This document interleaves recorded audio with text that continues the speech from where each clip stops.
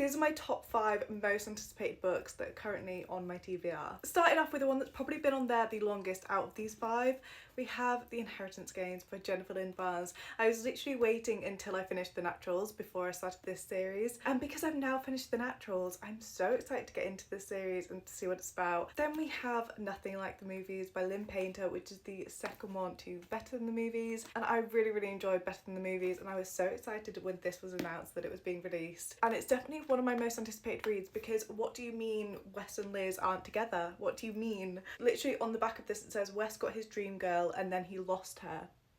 What do you mean?